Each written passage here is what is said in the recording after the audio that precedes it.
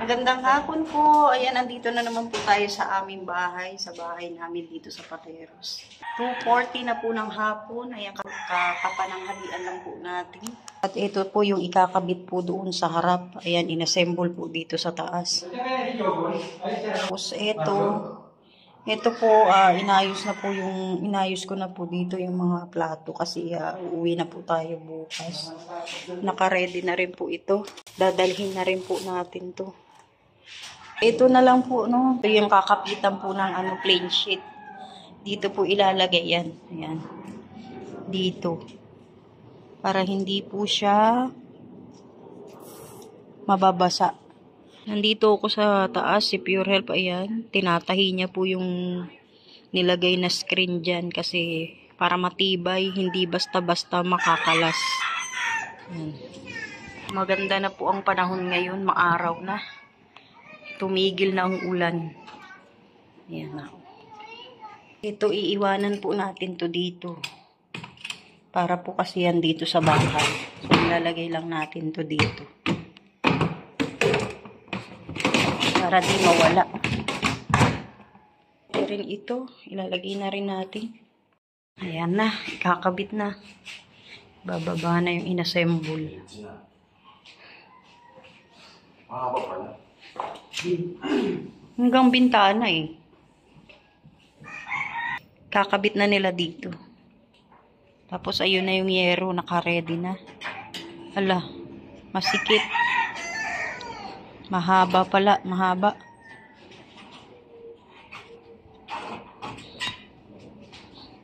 Uy, kumasya rin. Yan na.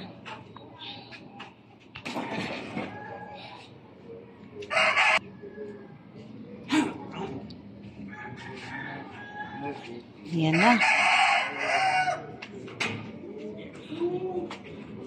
Wala kang hagdan, Pure.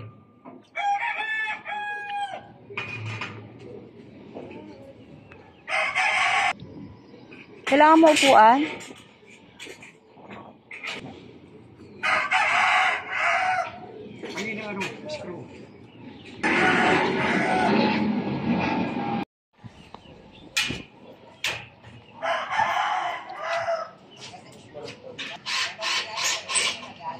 Ang haba pala ng ibabaon, no?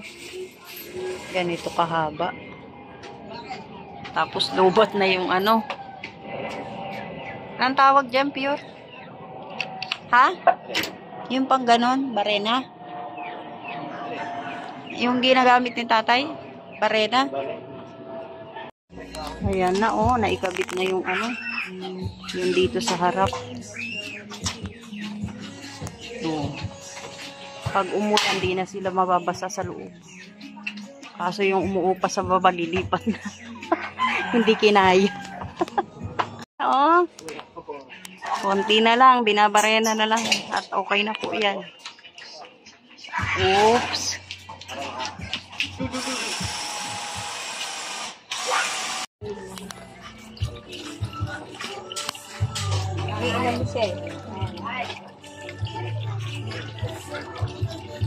Alam, tumigil. Palitan mo lang, pang lang yung tayo. Bili ka ulit ng bagong battery. Nakabili naman yan sa online. Ito na po yung bubong sa harap na ikabit na. Ngayon lang natapos. Ngayon, ayan, naglinis ulit tayo. Naglinis po tayo ulit dito sa bahay. Winalisan na naman natin, kaya puro alikabok na naman tayo. Ayan na. Ngayon po, isasara na natin.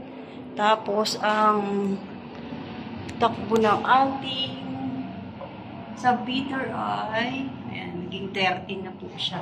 Na natin yung bintana kasi aalis na tayo. Patayin na rin ang ilaw. Ilak ang pinto. Pati din dito. Ayan, iwanan natin yung mga susi. Likabok. Papatayin na rin natin ang ilaw. Isasara. Yung kusina, ay yung lababo. Nandito na lahat ng gamit natin. Tapos yung CR na linisan na rin natin. Oh. Diba? Malinis na. Ito naman yung dadalhin ko papuntang daan. Madilim na po dito sa loob. Uuwi na kami ni Pure. Alis na kami. Pinatay ko ang ilaw. Good morning po. Ayan, nandito na po kami sa kalsada ni Pure Health at babiyahe na po tayo pabalik po ng Dait. So, ayan, papunta po tayo sa Pasay. Sa DLTV po tayo kukuha ng ticket dahil mas madali po doon. At hindi po masyadong malayo yung aakyatin ko. Hindi kagaya po sa PTX. Medyo mahirap, ano. Ayan, dito pa lang po tayo sa Guadalupe at medyo malayo-layo pa, no. Kasi tumatagal dahil medyo matraffic na po, maaga pa lang. Magandang hapon, mag-aalauna na po ng hapon ngayon. Ayan, nandito tayo sa DLTV at nasa bus na po tayo, biyahe na po tayo pabalik ng Dait. Hinatid lang po tayo dito ni Pure Health, pero kanina pa po akong mga 10 ng umaga nandito. So, kararating lang po ng bus natin ngayon, alauna po, no? Dapat 12:30. At pagdating may sira daw, sandali daw, madidili-dili pa yung ating biyahe. Ayan, nandito na tayo sa bus. Ng mga pasahero, waiting kami. Dito ako nagsusolo, nag-iisa sa buhay. Ayan na po, nandito pa rin po tayo sa kalsada, mag-aalas 5 na po ng hapon. At hindi ko alam kung saan na po kami banda. Naghahanap-hanap ako ng signage kung saan na po yung lugar na to, pero wala po tayong makita.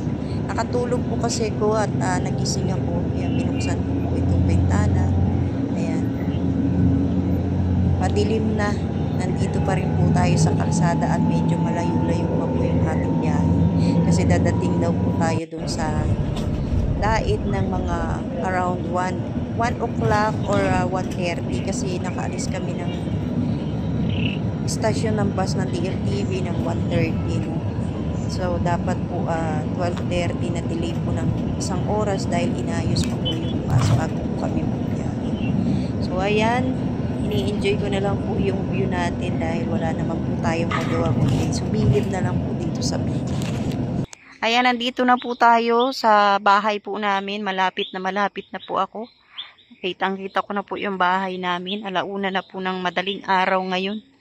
Buti nakarating po tayo ng safe at may ilaw po dito, no. Pinabuksan po talaga natin yung ilaw para pagdating ko hindi naman nakakatakot, ano. So ayan, maraming salamat po sa lahat po ng manunood. Masyadong madilim at masyadong matahimik po dito, no. Thank you po sa lahat ng manunood. Shoutout kay Ate Ani Haramilia. Ay makakapagpahinga na po ako. At nandito na po tayo sa bahay. Maraming salamat po. Magandang umaga.